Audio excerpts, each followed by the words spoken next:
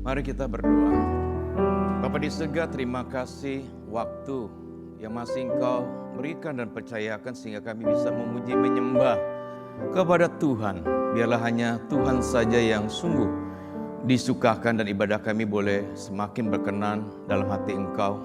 Tibalah saatnya kami akan mendengarkan sabda firman Tuhan. Biarlah hati kami menjadi hati yang lembut.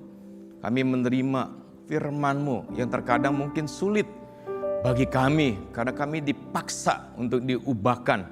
Oleh karena itu Tuhan, biarlah kami mau tunduk sepenuhnya dan kami mau terus belajar melakukan firman Tuhan ini di dalam hidup kami. Inilah doa kami, berbicara kepada kami, karena kami siap mendengar. Di dalam nama Tuhan kami, Yesus Kristus, kami sudah berdoa. Yang percaya katakan, amin.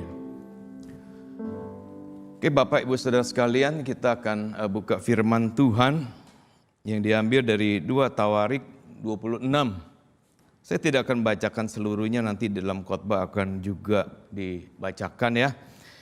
Dari ayat 16 sampai ayat yang ke-21. 2 Tawarik pasal 26 ayat 16 sampai ayat yang ke-21. Saya akan bacakan buat Bapak Ibu Saudara sekalian. Demikian bunyi firman Tuhan. Setelah ia menjadi kuat, yaitu Uzia, ia menjadi tinggi hati sehingga ia melakukan hal yang merusak. Ia berubah setia kepada Tuhan Allahnya dan memasuki bait Tuhan untuk membakar ukupan di atas mezbah pembakaran ukupan. Tetapi Imam Asaria mengikutinya dari belakang bersama-sama 80 imam Tuhan, orang yang tegas. Mereka berdiri di hadapan Raja Uzia dan berkata kepadanya, "Hai Uzia, engkau tidak berhak membakar ukupan kepada Tuhan. Hanya imam-imam keturunan Harun yang telah dikuduskan yang berhak membakar ukupan. Keluarlah dari tempat kudus ini, karena engkau telah berubah setia. Engkau tidak akan memperoleh kehormatan dari Tuhan Allah karena hal ini." Tetapi Uzia dengan bokor ukupan di tangannya untuk dibakar menjadi marah. Sementara amarahnya meluap terhadap para imam, timbullah penyakit kusta pada dahinya di hadapan para imam di rumah Tuhan dekat mezbah pembakaran ukupan. Imam kepala Asaria dan semua imam lainnya memandang kepadanya, dan sesungguhnya ia sakit kusta pada dahinya. Cepat-cepat mereka mengusirnya dari sana, dan ia sendiri tergesa-gesa keluar, karena Tuhan telah menimpakan tulah kepadanya. Raja Uzia sakit kusta sampai kepada hari matinya, dan sebagai orang yang sakit kusta ia tinggal di dalam sebuah rumah pengasingan karena ia dikucilkan dari rumah Tuhan. Dan Yotam anaknya mengepalai istana raja dan menjalankan pemerintahan atas rakyat negeri itu. Berbahagia setiap kita yang membaca, merenungkan, bahkan melakukan dalam hidup kita. Nah, hari ini temanya sukses yang membuahkan kegagalan. Bapak Ibu sekalian, ada banyak orang yang dulu gagal kemudian sukses. Contoh misalnya, ya di slide ada J.K. Rowling. Dia ditolak 12 penerbit, termasuk salah satu penerbitnya adalah temannya sendiri. Tetapi dia sukses buat novel Harry Potter. Lalu juga ada Walt Disney, ya pernah dipecat, ya dia diremehkan, dianggap nggak punya imajinasi gitu ya. Tapi akhirnya dia sukses di dalam dunia kartun dengan Walt Disney-nya. Thomas Alva Edison pernah dipecat di sekolahnya, punya ranking yang buruk di sekolahnya, tapi akhirnya menjadi penemu lampu pijar. Kolonel Sanders pada usia 65 tahun dia menawarkan resep KFC-nya. Ke 1009 perusahaan semuanya ditolak, tapi hari ini ya kita tahu berdiri di seluruh dunia. Bill Gates pernah dipecat, lalu perusahaannya pernah bangkrut, akhirnya dia tidak patah semangat, dia menciptakan Microsoft dan akhirnya menjadi salah satu orang yang terkaya di dunia pada saat ini. Kita nggak tahu akhirnya ya nanti ya, apakah suksesnya akan terus, kita juga nggak tahu. Nah, ada orang yang dulu nggak sukses kemudian sukses tapi akhirnya roboh juga. Pak Harto memimpin bangsa kita Indonesia 32 tahun, akhirnya dilengserkan oleh rakyat pada tahun 98. Ya, kerusuhan terjadi di mana-mana. Presiden Brasil Getulio Vargas ya memimpin 18 tahun di Brasil, dia punya jabatan banyak di pemerintahan sebagai senat dan lain sebagainya. Begitu banyak, tapi akhirnya apa? Menghabisi dirinya dengan menembakkan pistol ke jantungnya tepat di apartemen pribadinya dan akhirnya diketemukan oleh anaknya. Oleh karena apa? Karena desakan mundur dari rakyat dan juga perekonomian Brasil yang kurang baik. Ferdinand Marcos, presiden Filipina, menjabat 32 tahun, sekolah hukum, tahu hukum, cum laude, tapi melanggar hukum, korupsi, akhirnya dilengsarkan oleh rakyatnya. Whitney Houston, nah ibunya ini penginjil, ya, seorang penginjil, penyanyi gereja yang luar biasa, akhirnya keluar gereja, jadi penyanyi sekuler, luar biasa sukses, nyanyi 5-6 oktav gitu ya.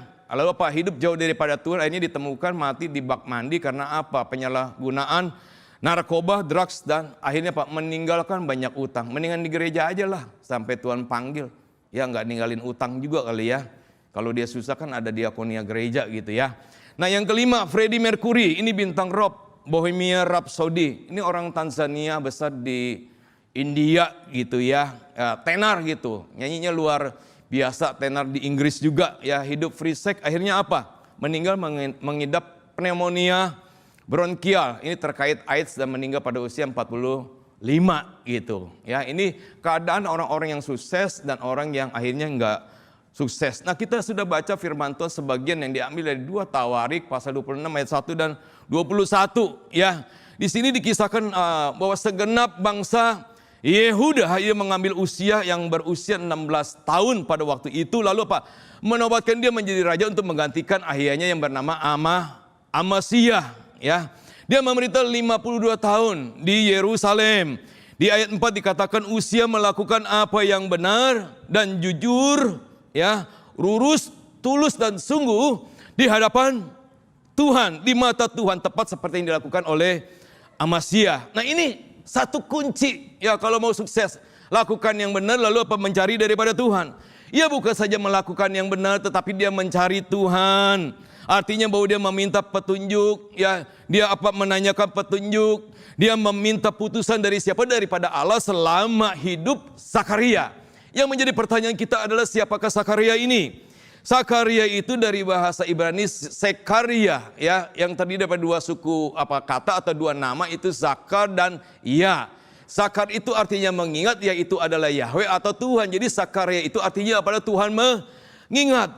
Di dalam Alkitab ada 31 nama ya yang menyandang nama daripada Zakaria ini. Siapakah Sakaria ini yang hidup pada masa Raja Usia ini?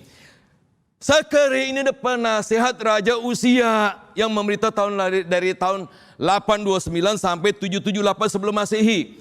Sakaria disebut sebagai orang yang mengajarkan Raja Usia untuk takut kepada Tuhan. Karena dia takut kepada Tuhan, maka dia melakukan yang benar dan juga mencari daripada Tuhan. Karena dia melakukan yang benar, dia mencari Tuhan, ya, maka Tuhan membuat segalanya berhasil. Oleh karena apa? Karena Tuhan menolong dia. Nah ini perlu dicatat ya, kalau kita mau sukses, udah Alkitab dari dulu ya sampai sekarang juga ngomong, yaitu melakukan yang benar dan juga mencari daripada Tuhan. Sehingga Tuhan menolong dia. Ada banyak kebaikan-kebaikan yang dialami di dalam masa pemerintah daripada Raja Usia ini. Yaitu dia menang melawan orang-orang Filistin. Dia bongkar tembok Gad, ya juga tembok Yabne, Asdod dan lain sebagainya. Itu diberikan oleh Tuhan. Dia mendirikan kota-kota di sekitar Asdod dan di lain-lain wilayah di wilayah Filistin. Allah menolongnya terhadap orang Filistin, terhadap orang Arab, ya, terhadap orang Meuniim. Lalu Amon itu harus bayar upeti. Ini kan sesuatu yang luar biasa gitu ya. Bayar upeti, artinya hartanya semakin bertambah gitu ya. Namanya masuk sampai ke Mesir ya. Masuk karena kekuatannya yang Tuhan berikan kepada dia. Mendirikan banyak menara di berbagai tempat untuk menjaga keamanan negara daripada Yehuda. Lalu menggali banyak sumur. Saking banyaknya ternak maka butuh sumur. Mempunyai petani penjaga karena dia hobi di dalam bidang pertanian. Lalu mempunyai tentara yang sanggup berperang. Dan yang terakhir memiliki alat-alat perang ciptaan seorang ahli. Nah inilah yang diberikan oleh Tuhan. Waktu dia melakukan apa yang benar, dia mencari daripada Tuhan. Lalu Allah menolong dia dan memberkati dia. Nah hari ini atau dulu kita ini ada juga banyak anak-anak Tuhan yang percaya kepada Tuhan. Bukan saja percaya kepada Tuhan tapi takut kepada Tuhan, lalu melakukan apa yang benar, mencari Tuhan, bahkan Tuhan berkati. Dulu ada jemaat kami datang dari Kalimantan gitu ya, bawa badan doang. Ya, datang dari Kalimantan ke kos, lama-lama bisa kontrak rumah. Tidur di situ, makan di situ, usaha di situ. Dengan berjalannya waktu akhirnya Pak semakin baik, semakin sukses. Sekarang rumahnya bak istana kerajaan luar biasa. Ya kalau kita kunjungin ke rumahnya dipanggil mungkin 10-15 menit baru tuh saking jauhnya rumahnya tuh sampai ke gerbang gitu ya. Tuhan berkati dia. Ada yang datang dari Palembang, ya nggak bawa apa-apa, bawa dirinya doang. Paling nggak dia bawa temennya juga yang nggak bawa apa-apa gitu. Akhirnya kerja di sana, kerja di sini, kerja kepada si A, kepada si B, keluar masuk. Akhirnya Pak dia rintis pekerjaan, rintis ini, rintis itu. Akhirnya Pak, karena dia punya hati yang percaya kepada Tuhan, takut kepada Tuhan, akhirnya Pak Tuhan membuat dia berhasil, ya. Dia berhasil bukan konglomerat, tapi juga apa juga ada gitu ya. Paling enggak anak-anaknya punya satu mobil. Itu sesuatu yang luar biasa. Tuhan berkati dia. Ada yang datang dari Lampung, ya, datang ke Jakarta juga nggak bawa apa-apa, ya, tinggal sana, tinggal sini, luntang-lantung, ya, kemana-mana jalan kaki, naik sepeda motor, ini bisa naik mobil. Dari kerja sama orang punya usaha, ya usahanya ya pasang surut, tutup ini, buka ini, bahkan kerusuhan dibakar, tapi tetap eksis. Tuhan berikan kesuksesan kepada dia. Saya punya teman juga, ya, pendidikannya pas-pasan, kerja sama orang gitu ya. Dia setia kepada Tuhan, dia juga setia kepada atasannya dia bekerja. Punya bonus dikumpulin, punya modal. Dia mau impor barang dari luar, tapi nggak punya bendera. Tapi Tuhan buka jalan, disediakan teman yang baik. Dia bisa masukin seprapat, temannya tutupin, akhirnya barangnya bisa masuk. Lama-lama akhirnya bisa setengah, 3/4, 1 punya bendera sendiri. Akhirnya Pak, sukses hidupnya. Inilah orang-orang yang selama hidupnya dia mencari Tuhan, dia melakukan yang benar di hadapan Tuhan, takut kepada Tuhan. Ini terjadi kepada Uzia. Waktu usia 16 tahun ada di tangan Zakaria ini. Dia sungguh-sungguh dia melakukan yang benar, mencari kepada Tuhan. Lalu apa? Membuahkan kesuksesan. Lalu bagaimana setelah dia sukses? Yaitu Pak, setelah sukses apa? Menyebabkan dia tinggi hati. Ayat 16 sampai ayat yang ke-19a. Ayat 16. Setelah ia menjadi kuat, ia menjadi tinggi hati sehingga dia melakukan hal yang merusak. Ia berubah setia kepada Tuhan Allahnya dan memasuki bait Tuhan untuk membakar ukupan di mezbah. Di atas mezbah pembakaran ukupan. Di sini tinggi hati artinya dia angkuh. Dia menjadi angkuh, dia menjadi apa? Menjadi sombong. C.S. Lewis mengatakan di dalam bukunya Mere Christianity, dia mengatakan demikian.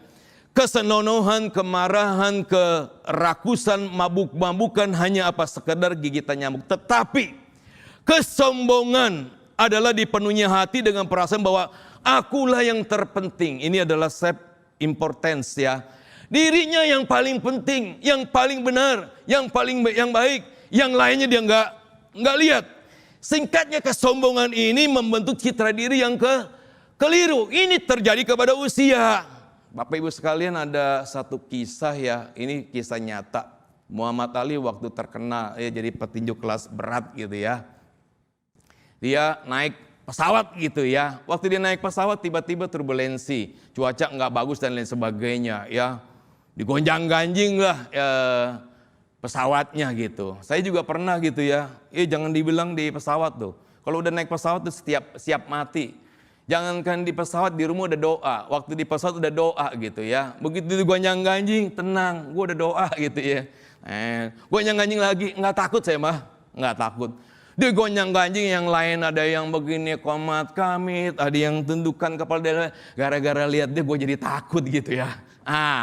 Ini Muhammad Ali gak ada takutnya, ya. Sehingga pilot mengatakan pasang sabuk pengaman, ya. Semuanya pasang, Muhammad Ali nggak pasang. Akhirnya apa? Pramugarinya dia datang, suruh pasang sabuk pengaman. Dengan suara keras Muhammad Ali berkata demikian, Superman tidak butuh sabuk pengamanan. Ya udah nggak tambah pikir panjang, pramugarinya berkata demikian, betul. Tapi Superman juga tidak butuh pesawat terbang.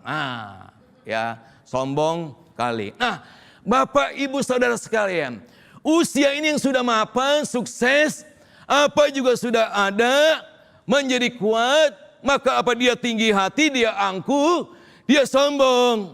Dalam kesombongannya itu dia melakukan hal yang merusak. Ia berubah setia kepada Tuhan, ya. Dia berubah setia kepada Tuhan Allahnya dan memasuki bait Tuhan untuk membakar ukupan di atas mezbah pembakaran ukupan. Itu ayat 16 mengatakan demikian. Padahal pelayanan ini hanya boleh dilakukan oleh siapa? Oleh imam dari keturunan daripada Harun. Karena perbuatan ini maka Raja Uzia ditegur dengan keras. Imam Asaria dan 80 imam yang lainnya dengan berani menentang diri daripada raja ini. Maka di dalam ayat 18 dikatakan, hai Uzia, engkau tidak berhak membakar ukupan kepada Tuhan. Hanya imam-imam keturunan Harun yang telah dikuduskan yang berhak membakar ukupan. Keluarlah dari tempat kudus ini, karena engkau telah berubah setia, engkau tidak akan memperoleh kehormatan dari Tuhan Allah karena hal ini. Nah, Uzia ini dengan bokor ukupan yang masih di tangannya itu waktu diusir gitu, dia marah. Maka firman Tuhan mencatat, meluaplah amarahnya itu terhadap para imam ini, ya. Dari dosa kesombongan ini akhirnya lahir dosa kemarahan. Waduh, ini sesuatu yang menakutkan. Dari susah, sukses, akhirnya marah. Bapak Ibu sekalian, di dalam bahasa Inggris, anger is only one letter short of danger. Ya, marah hanya beda satu huruf doang, anger dan danger. Karena marah, Kain akhirnya membunuh Habil, adik kandungnya loh. Karena marah, Yunus menolak kenyataan kasih Allah pada Nineve. Akhirnya melarikan diri. Karena marah terhadap khotbah Yesus, maka penduduk Nazaret menggiring Yesus ke tepi satu tebing, mau membunuh Yesus. Karena marah, ketua pemuda yang gak dipinjamin keyboard untuk dipakai di tempat universitasnya itu, loh dia tonjok pintu gereja yang terbuat dari kayu. Sebenarnya dalam hatinya dia mau tonjok itu ketua pengurus dewasa loh. Di lain kesempatan karena marah, ketua pemuda ini akhirnya dalam satu retreat dia main piano, ya ada pacarnya, karena sudah malam di retreat harus tidur dong. Ya, lalu adiknya yang perempuan ngajak cicinya, Ci kita tidur, besok kita harus bangun pagi lagi karena ada kegiatan akan dilakukan. Ketua ini marah terhadap adiknya yang perempuan itu, dia mau ambil namanya kursi, mau hajar dia. Akhirnya dipecat jadi ketua pemuda. Karena marah seorang anak hamba Tuhan mau bunuh pendetanya loh. Ini fakta nyata. Karena marah saya tegur, ya 2 orang majelis udah ditegur. Ya sama jemaat, orang lagi ibadah, lagi khotbah, dia ngobrol berdua. Jemaat dia bilang jangan ribut, ya ini ruang ibadah, saya mau dengarkan firman. Ya si A sudah kasih tahu, si B udah kasih tahu. Terakhir pas ada saya di situ, saya bilang, lu kalau mau ngobrol keluar aja. Ya berdasarkan informasi yang saya dapat katanya dia mau cegat saya, dia mau pukul saya. Ya karena saya tegur seorang yang nabrak saya nih.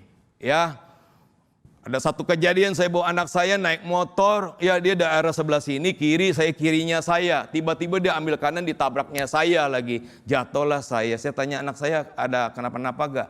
Gak jauh dari rumah, gak apa-apa udah pulang. Saya urusan sama orang ini gitu ya. Nanti bawa saya ke dokter, ya. Kalau gak apa-apa udah is oke selesai, bayar biaya dokternya sama motor saya nih. Ya, nanti dibenerin. Setelah itu lu boleh pulang. Dia kayaknya marah gitu ya. Dia marah kayaknya mau pukul saya gitu. Akhirnya dia telepon gitu. Dia panggil orang. Dia panggil anak buah bapaknya. Saya bilang lu panggil orang. Lu panggil yang banyak, gua gak lari. Ya begitu itu gelagat-gelagat mau mukul saya lihat.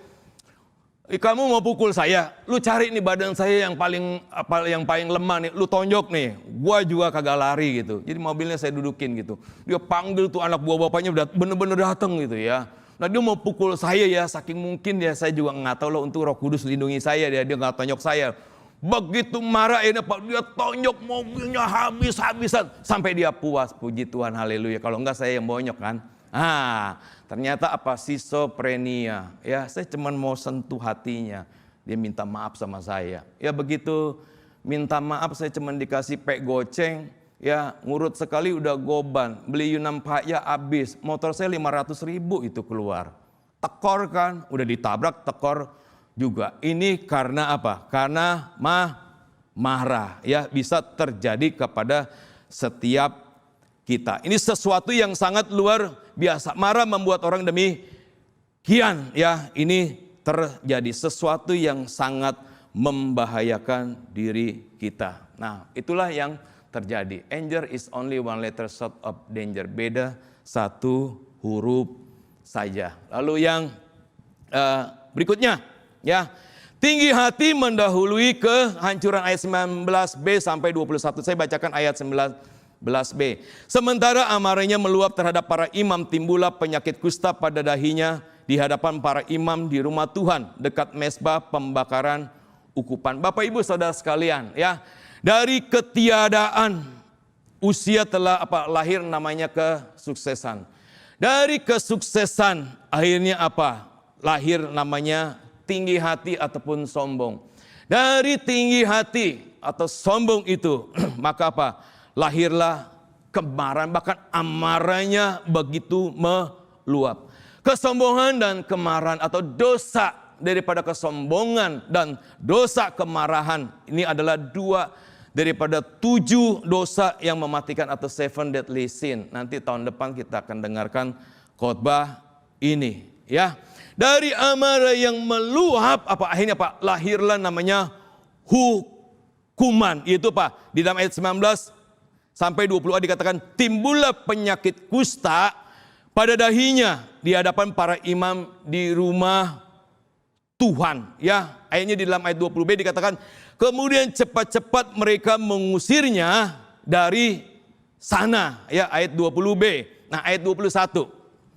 Raja Uzia sakit kusta sampai kepada hari matinya, dan sebagai orang yang sakit kusta ia tinggal dalam sebuah rumah pengasingan karena ia dikucilkan dari rumah Tuhan, dan Yotam anaknya mengepalai istana raja dan menjalankan pemerintahan atas rakyat negeri itu. Bapak Ibu sekalian, kusta ini itu kalau dalam bahasa Ibrani itu saraat, atau di dalam bahasa ini adalah lepra. Kusta di dalam Alkitab itu artinya seseorang atau orang yang disiksa dengan bintil-bintil yang berwarna kehijau-hijauan ataupun kemerah-merahan. Ini bukan sekedar dilihat semata-mata persoalan medis, bukan. Tapi ini ada persoalan daripada teologis, di mana kusta seringkali terjadi, ya, atau diberikan sebagai hukuman terhadap dosa tertentu. Di kalangan orang Ibrani penyakit ini anggap najis dan berbahaya. Kenapa? Karena bisa menular. Oleh karenanya seorang penderita kusta ini harus diasingkan, ya, diasingkan dari masyarakat. Penyakit kusta dapat menjangkit pada bagian tubuh manapun, ya, entah itu bisa di dahi, bisa di janggut, bisa di kepala, bisa di tangan, bisa menyebar ke seluruh tubuh. Ini yang terjadi di dalam perjanjian lama. Bisa sebagai hukuman yang dijatuhkan oleh Tuhan. Nah, kusta ini menjadi lambang akan dosa pada manusia yang tidak bisa disembuhkan oleh siapapun kecuali oleh Allah, ya. Makanya ini persoalan teologis, ya. Hal-hal khusus yang dijatuhkan oleh Allah maka tidak bisa disembuhkan, ya. Dosa harusnya dilihat sebagai sesuatu yang menjijikkan, ya, yang harus dibuang, yang diasingkan. Dosa harusnya membuat manusia itu sadar, tidak ingin berpapasan, tidak ingin menjadikan bagian itu di dalam kehidupannya. Raja Uzia, ya, yang kena penyakit kusta pada dahinya itu menggambarkan bagaimana bahwa manusia yang sudah berdosa itu, ya, tidak mungkin lagi melepaskan diri daripada dosanya, ya. Dan hanya bisa kecuali Tuhan berbelas kasihan kepada dia, maka itu bisa disembuhkan. Beda pada hari ini, ya. Kalau hari ini ada orang kena kusta, jangan langsung persepsi ini karena dosa dia lakukan sehingga kena kusta, ya. Itu jangan. Ini konteks yang terjadi di dalam 2 Tawarik pasal 26. Nah, bagaimana dengan kita? Bagaimana cara kita memandang dosa? Jika kita sukses, apa yang harus kita lakukan? Haruskah kita menjadi tinggi hati, kita menjadi angkuh, kita menjadi sombong? Hari ini banyak hamba Tuhan, yang menyampaikan firman Tuhan tentang kerendahan hati, tapi kalau diundang ke gereja yang kecil pada menolak, atau dia terima tapi begitu ada gereja besar yang menerima, yang kecil itu dibatalkan. Ini fakta loh. Gereja kami ngalami. Kalau saya sebutin namanya kita nanti ada, nggak mungkin dia ini itu lain sebagainya. Mungkin ya ini terjadi karena kita cek ke tempat yang lain gitu. Kita undang dulu kok di sono belakangan kok. Kenapa kita yang dibatalin? Ya apa di sini kecil, di sono besar? PK-nya di sini kecil, apa PK-nya di sana besar? Saya nggak tahu. Ya, mungkin juga bisa kesalahan manusia, tapi nggak sekali, beberapa kali. Dulu ada jemaat hidupnya sederhana, ya. Tuhan pakai hamba Tuhan melayani dia, ya. Dia bisa percaya kepada Tuhan, bahkan seluruh anggota keluarganya percaya kepada Tuhan. Awal-awal dia percaya kepada Tuhan, dia nurut banget, mau dengar-dengaran kepada Tuhan, kepada hamba Tuhan, ya. Akhirnya bagaimana, ya? Akhirnya apa? Menjadi apa? Dia tingkat sosialnya naik, jadi orang kaya, gabung dengan gereja, menjadi pengurus, akhirnya apa? Jadi pimpinan ke gereja. Waktu itu Pak, omongan hamba Tuhan mental mulu, gebalanya juga mental, dibantah terus, sampai-sampai ada tindakan ingin mengkudeta daripada hamba Tuhannya. Ini juga fakta, ini juga terjadi. Dulu mungkin kita hidup begitu sederhana, ya. Begitu mulai agak mapan, lalu apa? Sangat-sangat mapan, udah jadi orang, ya, pimpin gereja, ya. Lalu apa? Rapat dan lain sebagainya. Karena kita sudah jadi orang, sudah ada ini itu dan lain sebagainya. Rapatnya nunjuk-nunjuk orang. Lu siapa? Gebrak-gebrak meja, banting pintu, lempar buku pujian. Ini juga fakta yang terjadi di gereja Tuhan. Anehnya, ada banyak anak-anak Tuhan di sampingnya nggak pernah ngomong gitu, bahwa engkau melakukan sesuatu yang tidak benar. Ini juga fakta, kita melakukan pembiaran, sehingga apa? Gereja menjadi sulit. Saul dulu juga nggak ada apa-apanya loh, ya, diangkat menjadi raja Israel lalu sukses, ya, tapi juga akhirnya apa? Tidak mengikuti apa perintah Tuhan. Lalu mempersembahkan korban, ya, korban bakaran yang seharusnya dilakukan oleh Nabi Samuel, dia ambil alih, akhirnya apa? Dihukum Tuhan bahwa kerajaannya tidak akan menjadi tetap dan Tuhan memilih yang lain, itu dia memilih raja daripada Raja Daud. Herodes juga menjadi tinggi hati, rakyat bersorak, ini suara Tuhan, ini bukan suara manusia, ya. Dan seketika juga dia ditampar oleh malaikat mati dan apa? Tubuhnya dimakan oleh cacing-cacing. Nah, dari firman Tuhan ini yang sudah dipaparkan, ya. Dulu Raja Uzia, ya, orang yang takut kepada Tuhan, percaya kepada Tuhan, melakukan yang benar, mencari Tuhan, ditolong oleh Tuhan, menjadi sukses. Begitu sukses, dia menjadi tinggi hati, dia menjadi angkuh, menjadi sombong. Seharusnya dulu kita percaya kepada Tuhan, melakukan yang benar, mencari Tuhan, sudah seharusnya kita di sini apa? Makin rendah hati. Rendah ini adalah counter virtue daripada kesombongan. Ini harusnya kita miliki di dalam diri kita. Suatu saat satu petani ketemu dengan pengacara gitu ya. Pengacaranya berkata, ya lu jalannya harus kayak saya lo, lihat-lihat ke atas gitu. Ya pengacara ya, pengangguran banyak acara gitu ya. Pengacara beda sama pedagang besar. Pengangguran dalam gang di belakang pasar gitu. Terus akhirnya petani dibilang, ya yang lihat ke atas itu lihat tuh gandum tuh. Ya, gandum yang kosong tuh dia ke atas gitu. Kalau yang ada isinya dia turun gitu. Nah, ini terjadi ya. Harusnya kita jangan ke atas begini, makin nunduk, makin rendah hati. Yesus pernah berkata, sesungguhnya di antara mereka yang dilahirkan oleh perempuan yang tidak pernah tampil seorang lebih besar daripada Yohanes Pembaptis. Luar biasa loh. Ya, jangankan Tuhan Yesus, ini baru orang yang juga harus memuliakan Tuhan aja saya udah terinspirasi sama Yohanes Pembaptis. Waktu orang-orang ngomong nih, Tuhan Yesus membaptis orang-orang ke sana. Waduh, Yohanes Pembaptis luar biasa gitu ya. Bahwa dia ini adalah sahabat mempelai laki-laki, bukan mempelai laki-laki. Lalu ditambahkan, ia harus makin besar tapi aku harus makin kecil. Persis lagu yang tadi, betul ya. Dia harus makin besar, kita makin kecil gitu ya. Tanggal 27 Maret 1808 ada pertunjukan dari The Creation, penciptaan. Komponisnya itu adalah Franz Joseph Haydn. Usianya udah tua, 76 tahun, di kursi roda. Begitu nyanyi, masuklah ya satu frase, jadilah terang gitu ya. Semua ini untuk bergemuruh, bertepuk tangan. Tapi Franz Joseph Haydn mengatakan, bukan aku, dia tunjuk ke atas. Itu datangnya dari surga. Di satu tempat di Tuskegee di Amerika juga ada seorang rektor gitu ya. Dia suka jalan-jalan gitu ya.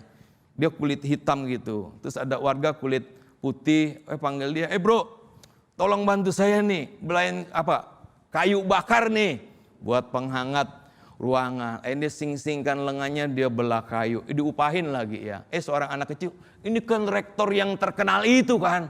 Wah, itu rendah hati. Rektor kami suatu saat menyambut mahasiswa yang akan masuk sekolah teologi. Dia ada di pintu, tiba-tiba ada mahasiswi, Pak, bisa tolong saya gak nih, angkatin di koper nih ya, dan lain sebagainya. Dia turun, diangkat, bawa kemana? Ke asrama putri, dibawalah ke asrama putri gitu ya. Begitu selesai, sore ada chapel. Dia kaget setengah mati, yang khotbah itu rektornya luar biasa. Ya, bikin dia kelenger setengah mati. Nelson Mandela dulu di penjara 27 tahun. Luar biasa, 27 tahun itu waktu yang begitu lama oleh lawan politiknya. Di penjara bagaimana? Dia kepala sipirnya sering menyiksa dia, digantung terbalik. Begitu digantung terbalik, dikencingin lagi. Waduh, ya, sesuatu yang luar biasa dan juga memalukan dan bikin sakit hati dan kepahitan. Nelson Mandela cuma ngomong gini nih, tunggu waktunya, tunggu saatnya. Singkat ceritanya, Nelson Mandela menjadi presiden Afrika Selatan. Hal pertama yang mau dilakukan apa? Ya, dia mau cari sipir itu, kepala penjara itu. Ya, akhirnya dia panggil ajunannya, suruh panggil kepala sipir itu. Akhirnya menghadap di hadapannya, ketakutan setengah mati. Ya, dia udah pernah menyiksa presiden ini. Ya, sudah digantung, dikencingin dan lain sebagainya. Dan dia ingat perkataannya sama dia, tunggu waktunya, tunggu saatnya. Lalu Presiden Nelson Mandela itu langsung dipeluk kepala sipir itu. Hal pertama kalau saya jadi presiden itu mengampuni kamu. Nah, itu namanya mau rendah hati. Sudah tinggi tapi tetap rendah hati. Biarlah firman Tuhan ini mengingatkan kita ya, kesuksesan yang membawa kegagalan. Ya, dulu kita juga mungkin baru percaya kepada Tuhan, takut kepada Tuhan, sangat-sangat mengandalkan Tuhan, pegang Tuhan erat-erat. Dengan berjalannya waktu, ya punya kendaraan, ya punya kendaraan roda 2, 4, punya rumahnya mungkin 1, 2, punya deposito. Dulu kita nggak ada apa-apanya, hari ini ada apa-apanya. Ya, tetap punya hati yang rendah hati, bukan tinggi hati. Kita berdoa. Bapa di surga, kami datang di hadapan Engkau, firman-Mu mengajarkan kepada kami, usia pada waktu masih muda 16 tahun, dia mau dengar-dengaran kepada Tuhan. Dia percaya kepada Tuhan, takut kepada Tuhan, melakukan apa yang benar dan mencari Tuhan. Oleh karena itu Tuhan menolongnya, membantu dia, sehingga dia menjadi sukses. Tapi pada waktu dia sukses, dia menjadi tinggi hati, menjadi sombong, menjadi angkuh. Ini pelajaran buat kami. Kalau kami sudah ada apa-apanya, sudah jadi orang, Tuhan berikan kesuksesan, biarlah kami tetap rendah hati, mendahului Tuhan, mendahului orang lain, baru diri kami, sehingga akhirnya hidup kami tetap menyenangkan hati Tuhan, memuliakan hati daripada Tuhan. Berikan kami hikmat, kekuatan, pertolongan, mampukan kami untuk bisa kami lakukan di dalam hidup kami. Tidak mudah ya Tuhan, karena fakta memperlihatkan setelah kami ada apa-apanya, kami menjadi sombong, kami tidak melihat orang yang lain, kami ingin dilihat, kami ingin didengar, dan lain sebagainya. Ampuni kami kalau kami demikian. Biarlah ke depan, dengan pertolongan Tuhan, kami mau terus belajar melakukan firman Tuhan ini di dalam hidup kami. Terpujilah Engkau Tuhan, di dalam nama Tuhan kami, Yesus Kristus kami sudah berdoa. Amin.